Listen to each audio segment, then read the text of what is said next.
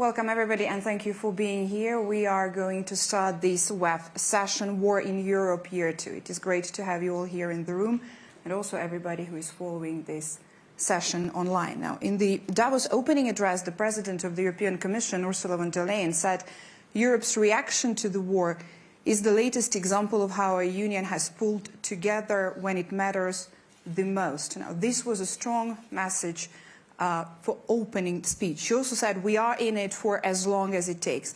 And it's almost 1 year since Russia's full-scale invasion of Ukraine, and the war is absolutely having huge impact not only on Ukraine, but also across Europe and across the whole world.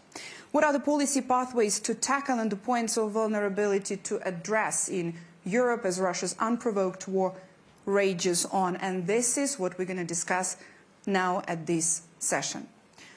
It is a great honor for me to introduce you the speakers of the session. We have Sanna Marin, Prime Minister of Finland, Gregory Meeks, Congressman for New York, ranking member of the House Foreign Affairs Committee, Maia, Sandu, President of the Republic of Moldova, and Jean-Pierre Clamadieu, Chairman of the Board NG Group. My name is Sasha Vakulina. I'm with Euronews and I'm going to be moderating this session.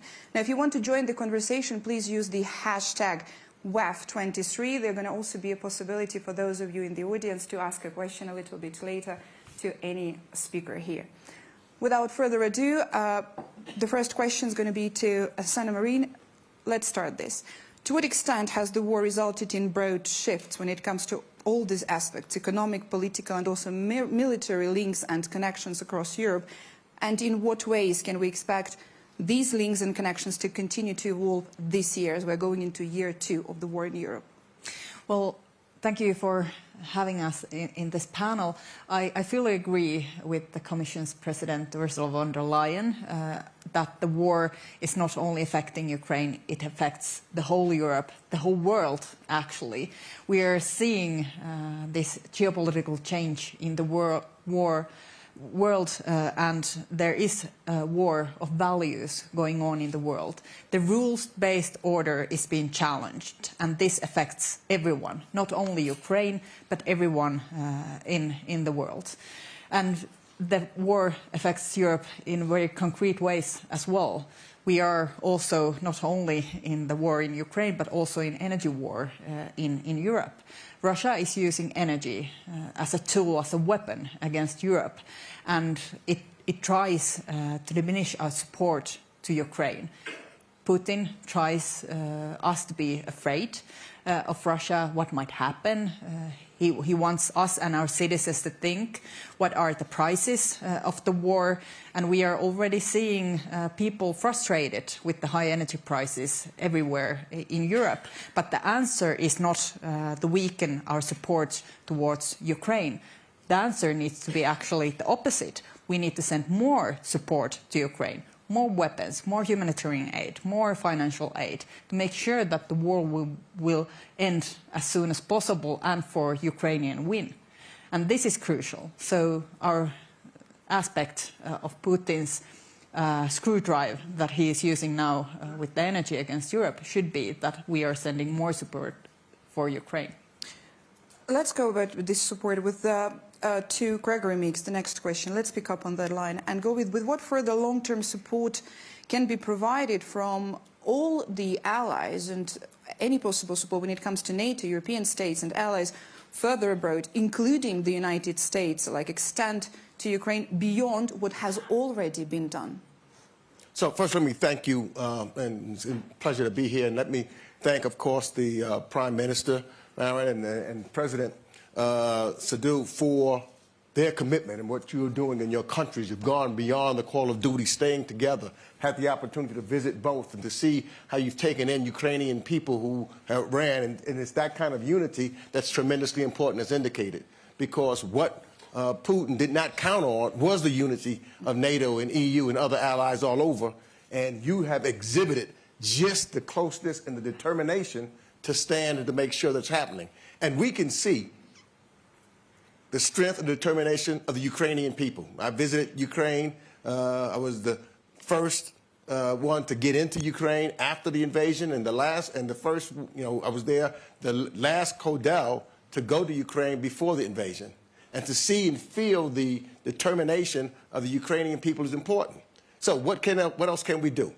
I think that you saw that the United States just passed the tremendous aid package to go to Ukraine, but also now talking about more advanced weapons so that they have to protect themselves from attacks in the air, looking at, and we see some talking about additional tanks, etc. So we can do more by giving more advanced weapons and training them to utilize those weapons so that they can protect themselves and to make sure that the heinous acts of Russia and Putin is halted.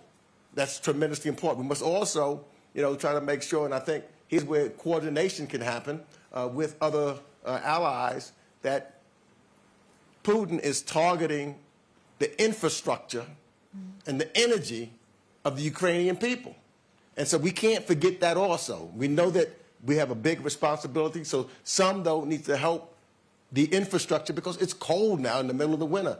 And he's counting on us to separate. He's counting on us not to stand together. And I think that by us making sure that voices from the extremes in any of our countries, that they don't win out and they don't hear and we stick together, that is going to be what I think will help them to victory. Thank you so much. President Sandu, alongside socioeconomic disruptions, what are the other key points of vulnerabilities with the effects of the war exposed in Europe, and what is being done to mitigate those vulnerabilities? Because your country has a very specific position when it comes to this war in Europe and Russia's aggression on Ukraine. Well, some of the vulnerabilities have been already mentioned, and this is the energy and the fact that we all relied on unreliable sources, to put it this way. Of course, Moldova was more vulnerable because it depended 100% on the gas purchases before the war started. Now we get only 40% of our gas needs from Gazprom, and we managed quickly to diversify to find our other sources to supply energy to the country. The propaganda, which is a very big issue, disinformation, and this is, of course, a big issue for my country, but I think this is a big issue for many countries, and we need to learn how to be more efficient to tackle this issue, is the cyber security, the frozen conflicts, which became a bigger risk during the war. So there are lots of vulnerabilities, and the energy prices, I think I totally agree with the issue that Russia counted on this blackmailing us with the energy crisis, and Europe managed to find a solution, and this was not easy. And I just remember the discussions in April and May when, there were all kind of proposals, but no one believed, probably, most of the people would not believe that EU will manage to find a solution so quickly. And yes, we have to pay a price, and we feel bad that our people have to pay a high price. But I can tell you that in Moldova, the gas tariff increased 7 times in the last 18 months. And this is not a country where people have high revenues. So you can understand what are the costs. But we believe in democracy. We value democracy. We want to be part of the free world. And the only solution is to stay together. And yes, it is difficult, but we have to help Ukraine, all of us. We have to stop Russia. We have to help Ukraine win this war, because otherwise all of us will be in danger. Monsieur Clemendier, which underlying factors of the current economic downturn and potential recession facing Europe you think are most exacerbated by the war, and to what degree will Europe's economic recovery hinge on the outcomes of this war? Because that's another front there. No, that's clearly another front, but in fact what I can say echo very much what the President was just saying, because I think it applies also to Europe. I think we've discovered, and it might sound a bit naive, but I guess we've discovered in February of this year how dependent we were on Russian gas. And we've seen a situation during the first few months of the war where we were really wondering at what point and by whom the gas flows would be cut. At the end of the day, it happened in June, July, where we've lost not all, but a very significant part of the energy which was coming from Russia. We have reacted very, very quickly. A few key decisions made by the Commission, but a lot of action taken by companies, utilities, energy companies across Europe. I would say we've seen the situation degrading probably until August, with a very significant risk premium put on energy prices. I mean, we've seen gas prices reaching 300 euro per megawatt hour compared to an average of the last 10 years below 20, so a 10 times increase. And at this point of time, we started to see large industries stopping some of their operations in Europe. Fertilizers, steel industries, people who are very dependent on energy, very worrying. And frankly speaking, I think at the end of August, beginning of September, there was this feeling that there would be a major impact on the European economy. At the same time, we were starting to think that there might be disruption in the supply of energy during the winter. The situation was exacerbated by some specific issues like the French nuclear fleet being under maintenance for part of it. Since that, the situation, frankly speaking, has improved very significantly. We've been able to bring very significant quantities of GNL into Europe. We've been able to fill up our storage at the highest possible level before the winter period. We've been helped by external conditions, and weather was pretty mild at the beginning of the winter. But we are in a situation today where I'm pretty confident to say that there won't be disruption in the supply of energy, neither gas nor electricity, in Europe during the last few months of winter. Prices are starting to go down. We are not back where we were 2 years ago, but we are back at a level which is a bit more sustainable. And I don't want to downplay the impact of this conflict. Now, obviously, this creates a big competitiveness issues for industries in Europe versus the US.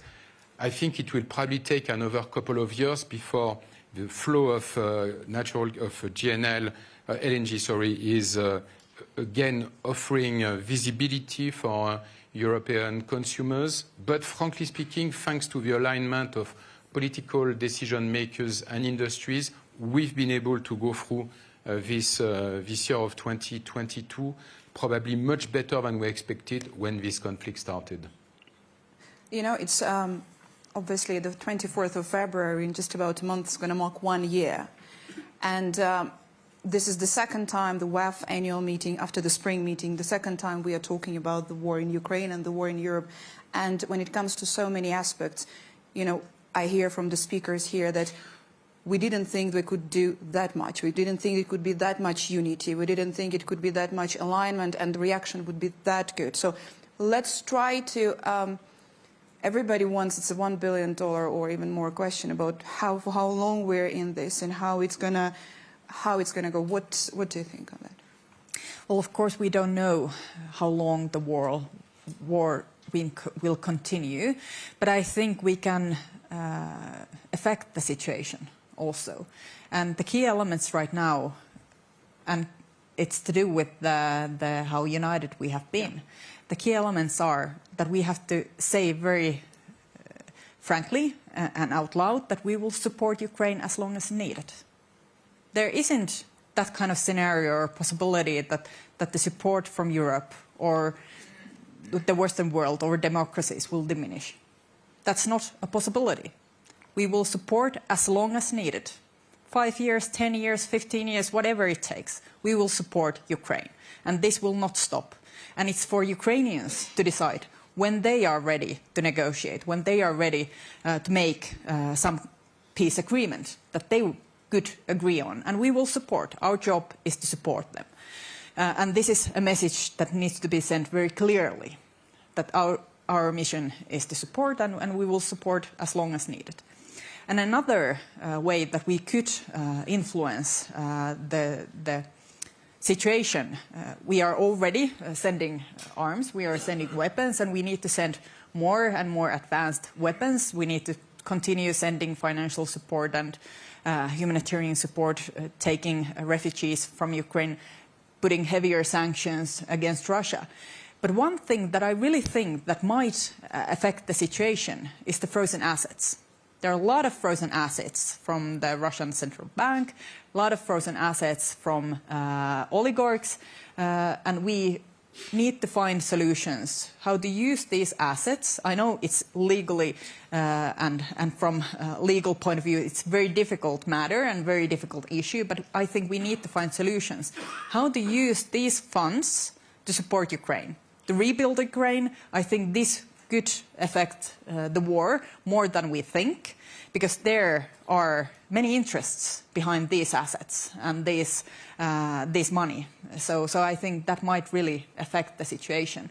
It doesn't solve everything, but I think that's the one thing that we haven't yet used. And I think we need to find the legal framework to do this, to use those assets to support Ukraine. And this process of rebuilding and reconstruction, it's not being postponed. It's not like when the war is over, that's going to happen. No, you have all known, when you visited the country, you know exactly that it has already started step by step. It's from the regions, it's from the suburbs, the places that have been liberated. They're already being reconstructed. So this is, of course, something that is already on and is going to be in focus this year as well. Gregory Mix, what's your assessment of the possible trajectories of what the war in Ukraine might take going into 2023, and what possible trajectories could NATO take as well? Well, first, I think that what's unshakable and unbreakable is the Ukrainian people's resolve. They, when I visited prior to the invasion, what I wanted to know was whether or not the Ukrainian people would fight. Truth of the matter is, I went, whether I talked to the person that was driving the taxis, or that was in the hotel, or that was waiting in the restaurants, I've asked them, if Russia attacked, what would they do? And they said, we would fight. And they referred back to 2014 and said, they will never, ever allow what happened in Crimea to happen in their native land. They will never yield to Putin in Russia. They were absolute about that. And we see them continuing to fight. And so I think that you will continue to see Ukraine winning this war and fighting when we give them the ammunition and what they need to fight, because that determination, that's not going to change. That's unshakable. And what is, as the Prime Minister just indicated, that is absolutely devastating to Putin is our solid unity. He's hoping and looking for ways to shake it. So we've got to make sure that, and I think that the Russia propaganda is going to be defeated moving forward. Some individuals, when I moved around before and I talked to some people, even some in the United States at one point, listening to the propaganda, thinking that, as Russia was talking about, that it was Ukraine that was being the aggressors. Obviously not true. So I see that us coming closer together and bringing in other allies from other areas of the world also. Because as this intensifies and they see the humanitarian crises that is taking place, when they see that people are forced, that are being utilized, civilians are being utilized, killed, freezing to death in cold weather, when they see the human dangers that have been taking place and how it is a humanitarian criminal act that Putin is committing, that will bring us even closer together. So as I look at where we're going down, we're not going to get weak. I know, people have talked about certain things because of the Congress has changed in the United States of America, that now in the House, for example, it's a split. Overwhelmingly, the American people, overwhelmingly the people, for example, Democrats and Republicans, are focused and standing strongly behind Ukraine. And that's only going to intensify as we move forward, which makes me believe that that will lead to success in the long run as we get through the winter and into the summertime. And it's really similar when it comes to the support in Europe. According to the latest poll, it was over 70% of the Europeans fully supporting the EU response and the EU support and help to Ukraine. So this is also one of those things. The other aspect I want to go now is that the war in Ukraine, as a consequence, had a we all have a greater appreciation of alliances as well and working together, and of course NATO being one of them. So I'm going to ask you about that. You know, when Finland and Sweden obviously announced NATO aspiration, there was this tweet that said, I can't remember the author, and I apologize if you were the author, that what Putin tried to do, he wanted to Finlandization of Ukraine, but instead what he did was Ukrainization of Finland and Sweden. So you are now on the way there. So to what extent, how is the process going? Because this was Sweden and Finland NATO aspiration happened in response to the war in Ukraine. And how is it going? How is the cooperation happening in the solidarity as well? Because you are doing it, not just yourself, but you said that you're going to be doing it only hand in hand with Sweden. Because that's another alliance, that's another appreciation of alliances.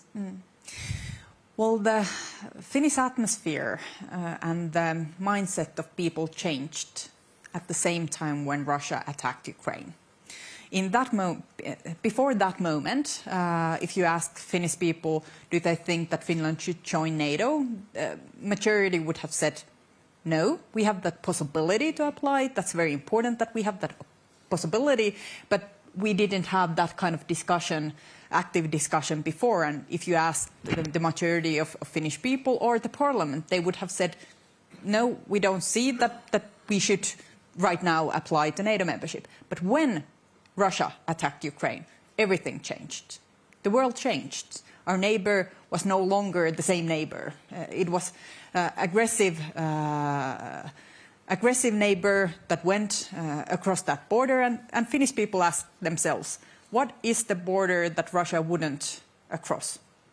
And that's the NATO border. And that's why Finnish people wanted us to go to NATO.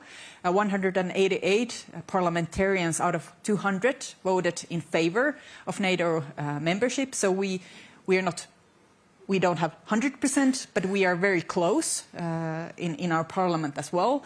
And we have this unity in Finland. We have this cohesion and consensus about the NATO application. And I'm also very happy that we made this decision at the same time that our Swedish neighbors did, because we are also sharing, of course, the same geopolitical atmosphere, the same geopolitical security environment.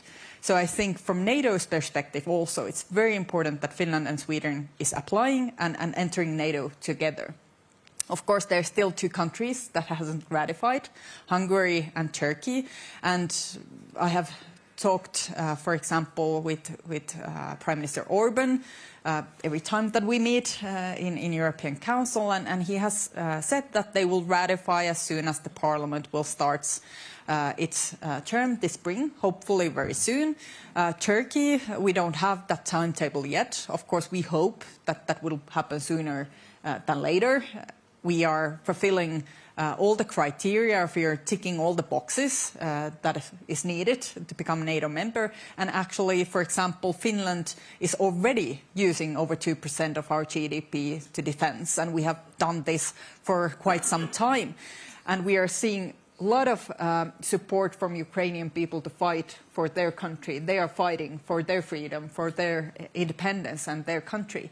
And if you ask Finnish people how willing they are to defend Finland, I think we are ranked #1. Ukraine is #2. So we have been in war with Russia, and we know what that's like. And we don't want ever again there to be a war in Finnish soil. And that's why we are applying to NATO, so that there wouldn't be a war in Finland ever again. That's the border that Russia wouldn't cross, and that's why we're applying to NATO. President Sandu, Moldova is applying for the European Union. That's another, of course, as well, alliance and this appreciation of it. How important is that? How also the view on it changed? Because Moldova has also experienced some of the opinion polls that were not necessarily always supporting the idea. And also, just to follow up on what Gregory Meek said there, the propaganda issue, of course, is something that happened a lot in Moldova over years. Well, I actually believe that Moldova's chance to survive as a democracy is only within the EU. And just being realistic about what's going to happen in our region in the next, 10, 15 years. Of course, we all hope for a victory, for a speedy victory of Ukraine, and this is going to happen. But we cannot see Russia becoming a democratic country very soon, and this means that the challenges for the region are still going to be there. Moldova survived, managed to deal with the challenges that you asked me at the beginning and to a big extent thanks to the support we received from the EU and from the development partners, and we're very grateful. And it is important to have a stable Moldova. It's important for us, it's important for Ukraine, it's important for the EU. For the EU, it is important to have a peaceful and stable Ukraine. It is important to have a peaceful and stable Moldova, and that's why the EU enlargement is important. I think Ukraine has proved it's paying the highest price for the democracy and for the EU values. Moldovans have been doing their best, and yes, the propaganda is still strong, and we are fighting with the propaganda, but we have more than 70% of people over the years, despite the propaganda, despite the poverty and the many problems we've been facing, we have this constant support for the EU integration. And I think the recent gesture by the generosity showed by the Moldovan people when they managed to help 700,000 of Ukrainian refugees shows that we value the EU values, and we value peace and we value freedom. So the EU enlargement will make the EU stronger because the EU needs a peaceful and stable Ukraine, Moldova, and the rest of the countries which are aspiring for the EU accession. President Sandu, do you think, as a long shot for the bit longer future, do you think that NATO aspirations is something that Moldova could go into after? We do feel how vulnerable we are, and actually, if Ukraine is defending us literally, and we are taking steps to improve our defense sector, but we are very realistic about what we can do. We are a democratic country, and we have to have the discussion. There should be popular support, but we are having this serious discussion now on whether we can, by ourselves, defend us in a new world where we see that war is a real danger. And this was not the understanding 5 years ago, 10 years ago, when everybody thought that wars cannot happen on our continent. Jean-Pierre Clementiu, let me bring you to one of the factors that has been identified as one of the biggest long-term risks according to this year's WEF Global Risks Report. This is, of course, the concerns over climate and the transition to cleaner energy, because this is another massive, massive field there to discuss. But we have also been seeing, as you mentioned before, some of the transition already starting and speeding up. But how have the impacts of the war in Ukraine reshaped the global energy landscape, and what are your expectations when it comes to speeding up this transition away from fossil fuel dependency as well on Russian, but also the transition in general? Maybe before answering your question, just to comment, I'm here as a business leader, but I'm also a European citizen, and I really want to express my support and, in fact, my pride to see how Europe was able to react to this situation, and also my admiration to political leaders like Prime Minister Marin. I think we should be proud of the way Europe was able to react with a lot of alignment between various stakeholders. And by the way, if we still see very high level of public support to this position in Europe, the fact that business was able to manage the situation, mitigating some of the impact, making sure that there would not be major disruption in the energy system, and limiting the impact on unemployment, I think all of this is really helping create this support. Now I think the challenge for Europe is really to make sure that we can strengthen our energy system, and this is completely aligned with the need to speed up the energy transition. We don't have any fossil resources in Europe, a bit of coal, but it's not something we want to build on. So the challenge now is to make sure that we can speed up the development of renewable. The EU has an agenda, the Fit for 55 agenda.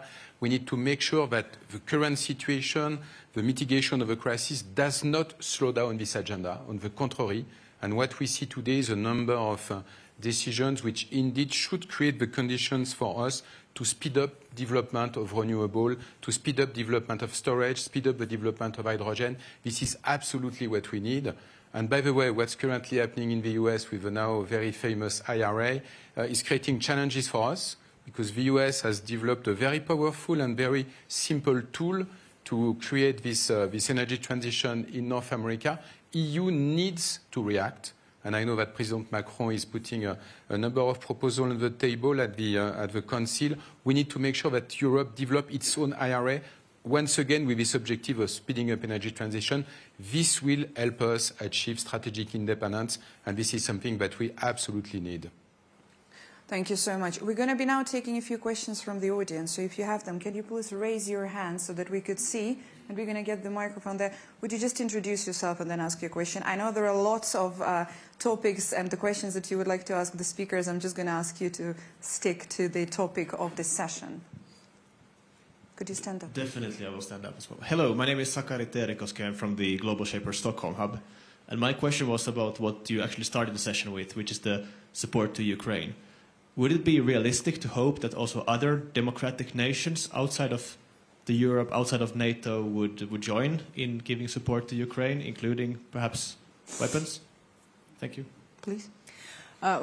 Concerning weapons, of course, those are national decisions, but actually many other countries are already doing a lot. They are supporting, for example, I visited New Zealand and Australia, and they are also supporting Ukraine, and I think the democratic partners across the world, they are supporting. Everyone, different way, but the most important thing is that they are supporting. This is a common challenge, and as I mentioned in my opening remarks, it's not only the situation isn't only the war in Ukraine. The global situation is the challenging of our values, challenging the rule-based order.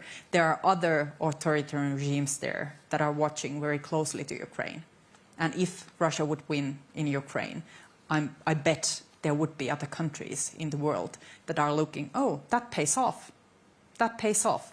You went to another nation, you can gain land, you can gain natural resources, that pays off. And that's why we need to make sure that Ukraine will win, that the war will stop in Ukraine, that this kind of spheres of influence, this kind of world where there are no rules, that wouldn't continue. Because then we will be decades and decades in these kind of situations. And that's not a very bright future.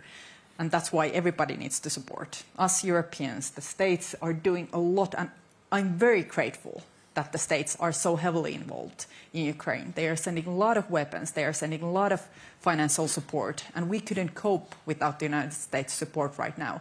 And that's why we need European strategic autonomy, that's why we need to build our own defense capabilities, our own capabilities in the future, all the critical aspects, to make sure that we can also cope, not only to rely in our partners, even though I'm sure that the states would help also in the future, but we need to be more strong as Europe also.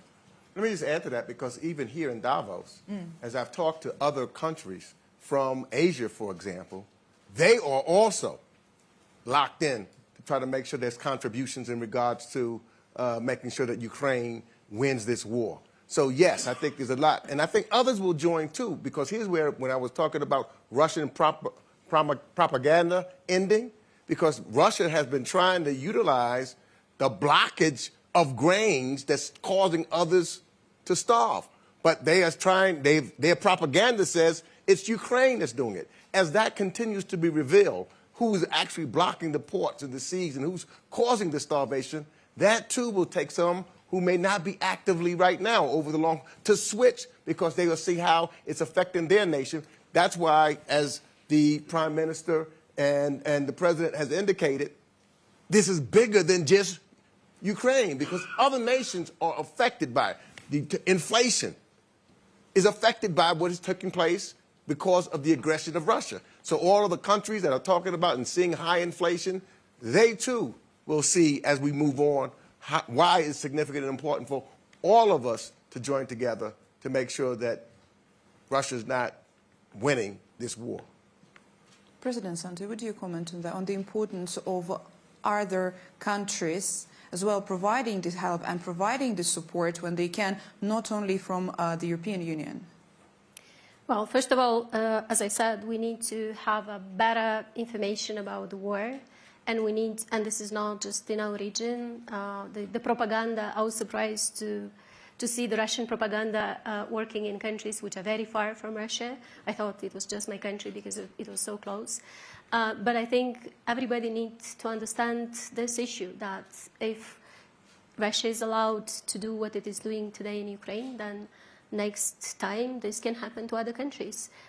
It goes beyond Ukraine, it goes beyond the region, and then people should understand that even though they might feel that they're paying, a high price for that, still this price is much, much lower than the price that people in Ukraine pay, because they pay with their lives. Monsieur Commander, that also, if I rephrase that question and if I bring it a little bit more in the narrower, when it comes to energy wars and everything, this was also something, the situation where in many cases the support and the help where we're looking for that outside of the European Union, for example, outside of Europe, with some new countries popping. How important is that, and do you see it as a possible prospect? Well, yes. I mean, we've seen. I think this situation has emphasized the importance of LNG. Sorry, the fact that LNG is today a form of energy which obviously has a very important role to play in Europe, not forever, but probably for the next 15 years. And LNG is coming from different countries. US is a very significant producer and exporter of LNG. We have a number of countries in the Gulf region. And this, indeed, this geography of energy is changing due to this crisis. And probably we'll see some future changes in the next few years. We had a situation where Asia was also very dependent on LNG. My feeling is that they are starting to build the infrastructure which will allow Russia to ship its gas to Asia, and this will free up quantities of LNG which will go into Europe. So very significant changes. But again, we should not forget that strategic independence is absolutely key for Europe. Energy is an element of vulnerability. Just because we don't have any energy on below our feet or around us, we need to produce it, and the best way to produce it is to go full speed into low carbon energy, renewable, and nuclear for countries where nuclear is acceptable. Thank you. We've got questions here in the first row. If we could get the microphone here.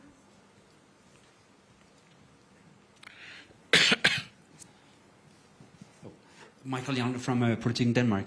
I would like to ask President Sandu, there were some warnings in December that there was an imminent Russian offensive coming up in the beginning of this year, and that you were also in the danger zone.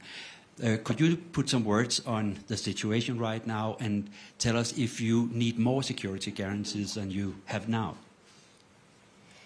Well, I wouldn't say that the risk of the military threat is bigger today than what it was in the spring of last year, when we knew that if Ukraine does not resist, then in the next few days Russians will get to Chisinau. So there was no question about that. Today, the situation depends on what happens in Ukraine, and we see Ukraine resisting and we see Ukraine advancing. So it's really about the Ukrainian situation, and when you help Ukraine, you also help us and you help other countries in the region. But otherwise, of course, we are vulnerable, and there is not much we can do in a short period of time. As I said, we are having a dialogue at home about our military situation, about the neutrality, but this is a democratic country, and any changes, any decisions have to be taken with popular support. We have another question here, if we may. The first row. Thank you. Hello. Thank you very much for this. This is Iqbal Dhaliwal from MIT. I have a question. How much of this is Putin's war versus Russia's war? And has your assessment changed of your intelligence agencies about how much support does Putin really have? Because over and over again, the message in the West is, oh, now the mobilization is going to happen and this is going to be the end of Putin. He's going to lose support. Now so many dead bodies are coming back. It's going to be end. But it seems like this is more sticky. Is it just Putin's war or is it actually Russia's war? And what can you do to make it Putin's war versus Russia's war? It's a great question. Thank you very much. It's quite a difficult question because Russia isn't a democratic country. So when we are seeing polls about the support of this war, can we trust those polls? Are people answering those polls and questions the way that they think that they need to answer because there isn't actually another choice? So we don't know, are those polls or question polls very trustworthy? I think this is Putin's war and it's also Russia's war. There are Russian people fighting in Ukraine. There are many of those who are turning their eye another way. And in the end, I don't think the question is the key one. I think the only key question is when the war will end, how will it end, and the only answer to that needs to be that Ukraine will win, and Ukraine will win with our support. We don't know what will happen within Russia. I have, of course, spoke also with Russian people, also with activists that are against Putin, and their message is that there isn't that much of support of Putin's policy when it comes to Ukraine, but people are afraid. They are afraid of saying their opinion. They are afraid of the regime, what it might do, and this is not a new situation. We have seen this from many years. First, you put down the opposition and the civil society. You lock up your opponents. You silence the media. You take control within your country, and then these kind of matters can happen. And I really worry that there are also other countries where we can see this same kind of change going on. And are we reacting soon enough? Are we supporting those critical voices within democratic countries that are still democratic countries? Or are we just thinking that that's not important right now, let's see in the future?